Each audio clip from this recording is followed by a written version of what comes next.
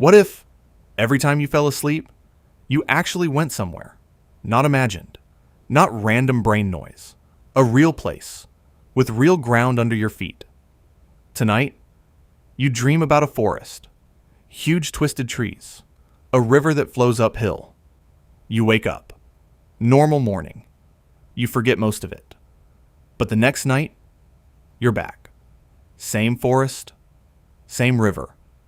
And this time, there's a rock you don't remember being there. Because someone else put it there.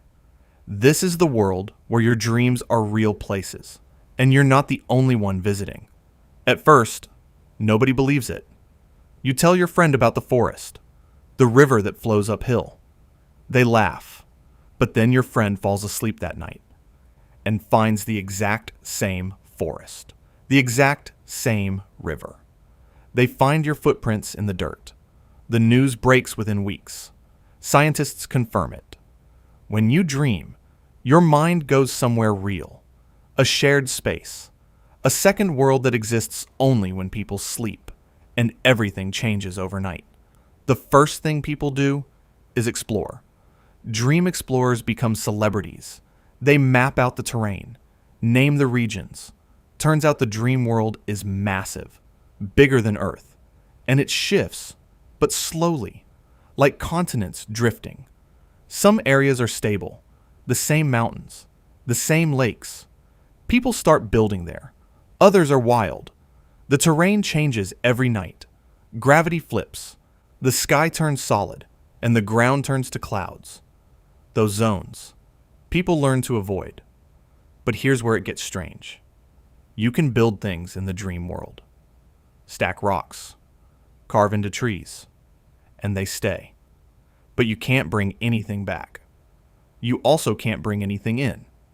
You arrive with nothing. No clothes, no tools, just your mind.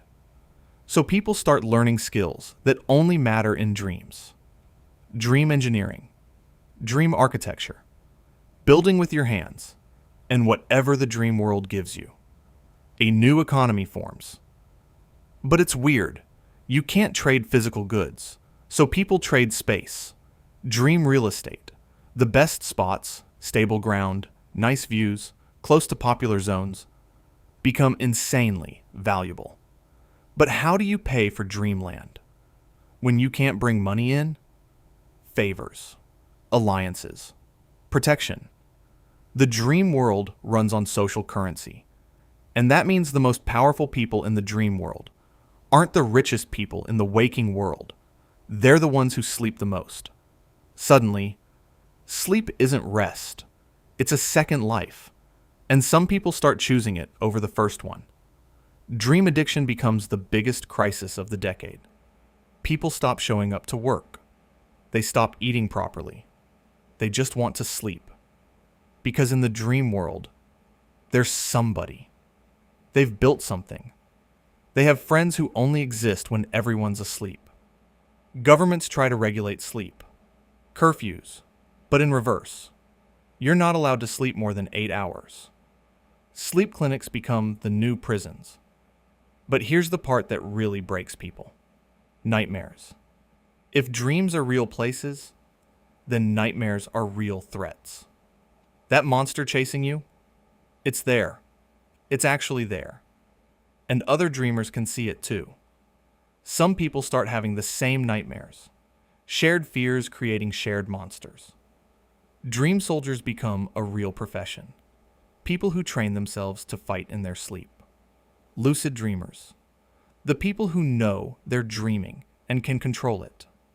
They become the most powerful people alive. They can reshape the terrain, move mountains, build walls in seconds. They're basically gods in there. Governments start recruiting lucid dreamers like they're weapons. Because here's the thing. If two countries' dreamers are in the same zone, that's contested territory. And dream wars begin. No one dies in real life from dream combat. But you can be hurt. You can feel pain. And if you're killed in a dream, you wake up screaming. And you can't go back to that zone for weeks. The trauma is real. Dream PTSD becomes the most common mental health diagnosis on the planet. And then, someone makes a discovery that changes everything. The dream world is getting bigger. Every night, every new dreamer adds to it. The more people sleep, the more real it becomes. It's not just a place. It's alive, growing, fed by human consciousness. Some scientists think it was always there, waiting, and we just finally noticed.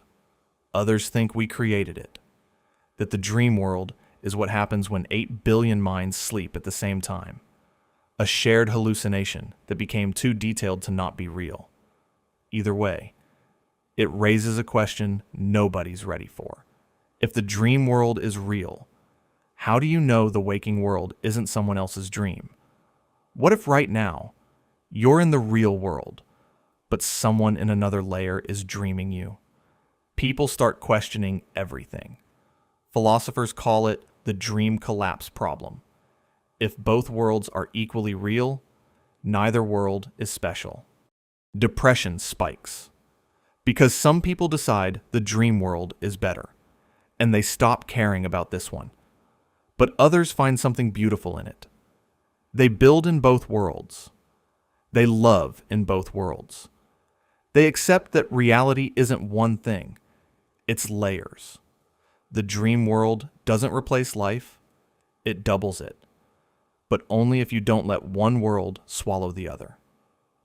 Doodle theory says, maybe dreams were never random. Maybe every night your brain is rehearsing something, building something, reaching for something just out of reach. And if that place was real, the question isn't whether you'd go. The question is whether you'd ever come back.